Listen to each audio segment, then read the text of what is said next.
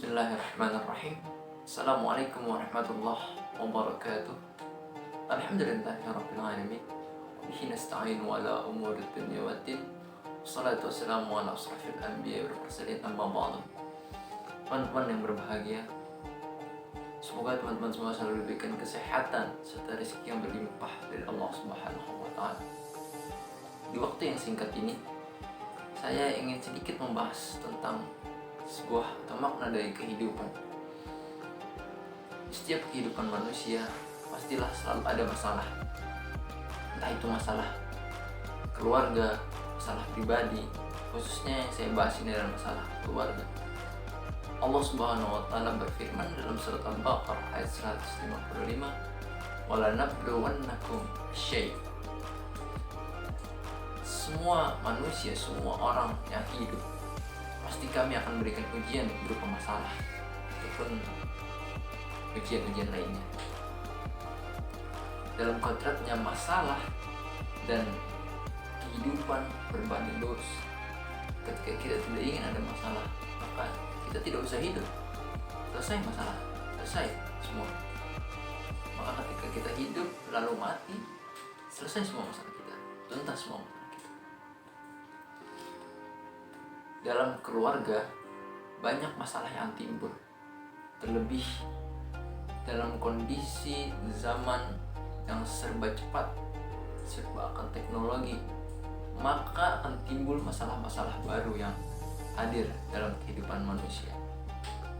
Contohnya dalam keluarga yang bisa menimbulkan masalah dalam lingkungan atau sekitar kita, dalam masyarakat kita yang sedang awam ini.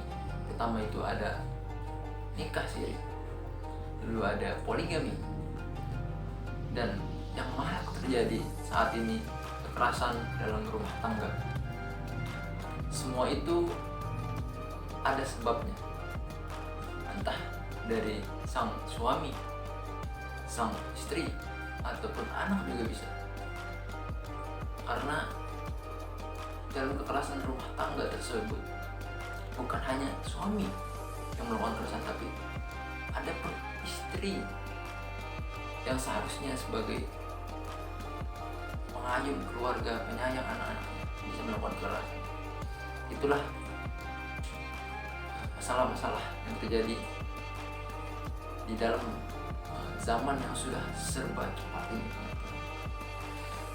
Apa sih solusinya? Setiap ada masalah pasti ada solusinya. Apa sih solusinya yang kita cari? Banyak orang-orang di luar sana bertanya-tanya, bagaimana ini kehidupan keluarga saya seperti ini, banyak masalah. Tentu jangan pernah menyerah, teman-teman. Jangan pernah merasa bahwa kita paling rendah, keluarga kita banyak masalah. Semua orang di dunia ini sudah, masing-masing semua orang di dunia ini sudah diberikan masalah, akan diberikan masalah oleh Allah Subhanahu. Jadi janganlah, yang pertama janganlah kita berkecil hati. Lalu yang kedua, ini jadi saran dari saya, hidup itu kuncinya hanya bersyukur, teman-teman. Ketika kita bersyukur, maka hidup akan tenang. Masalah akan tak sampai ke dalam hidup kita. Masalah juga akan datang, tapi akan cepat selesai masalah. Ketika kita apa? Kita bersyukur kepada Allah Subhanahu wa taala. Hidup kita mencari ridhonya Allah Subhanahu wa taala. Hidup kita tak selalu, tak hanya diukur dari banyaknya materi. Kesuksesan hidup kita tak diukur hanya dari limpahan materi yang kita punya, namun apa, teman-teman? Keberkahan dari Allah Subhanahu wa taala yang kita cari selama ini. Insyaallah ketika kita bersyukur, semua masalah pribadi ataupun masalah keluarga yang saya sebutkan tadi, insyaallah akan gampang selesai, ataupun tidak akan terjadi dalam kehidupan teman-teman sekalian. Semoga dalam waktu yang singkat ini, saran-saran saya sebagai manusia awam juga yang sedang belajar memberikan manfaat bagi teman-teman semua sekalian. Billahi taufiq wal hidayah, kurangnya saya mohon maaf. Wassalamualaikum warahmatullahi wabarakatuh.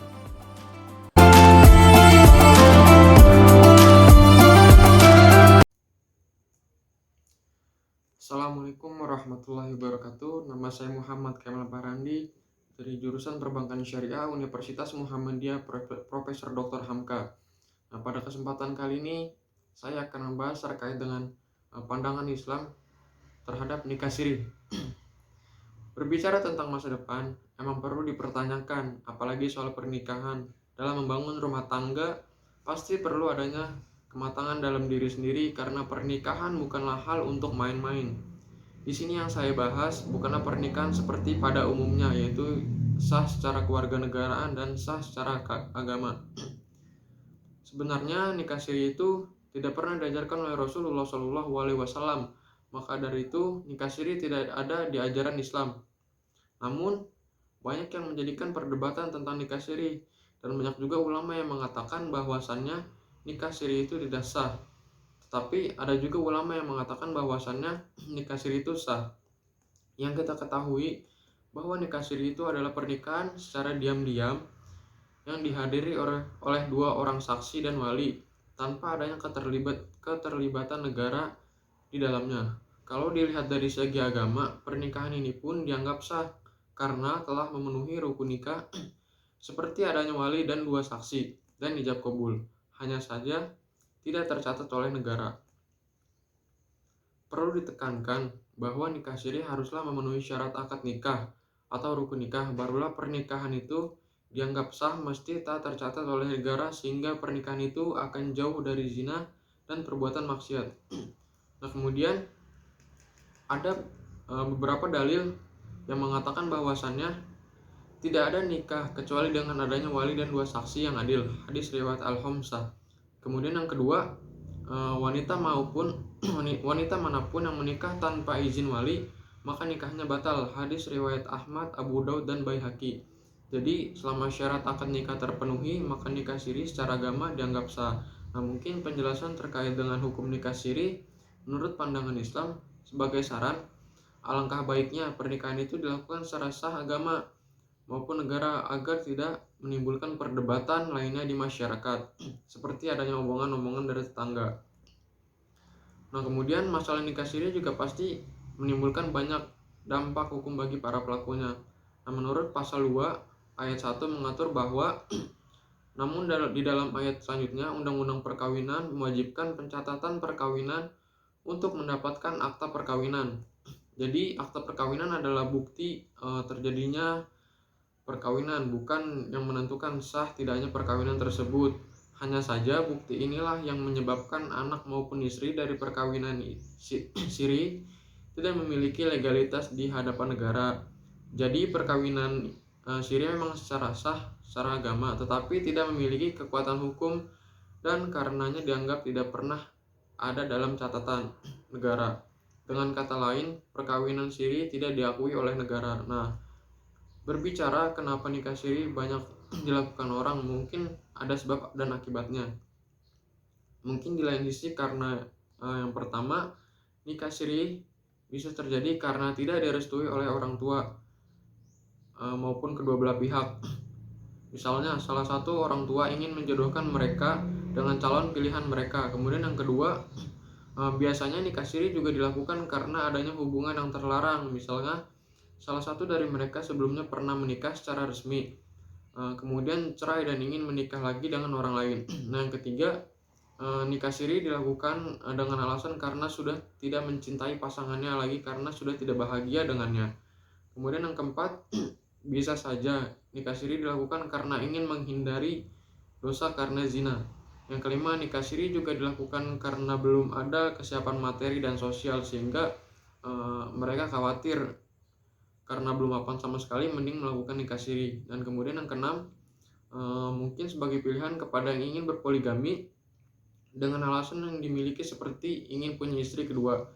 Dan yang terakhir, mungkin nikah siri dilakukan karena adanya perbedaan agama, karena jika nikah secara sah itu kan pasti salah satu pasangan ada yang berpindah agama menjadi mualaf. Nah, mungkin dalam nikah siri ini tidak adanya larangan untuk berpindah agama, maka kepada orang yang berbeda agama kemudian mencari solusi adalah nikah siri.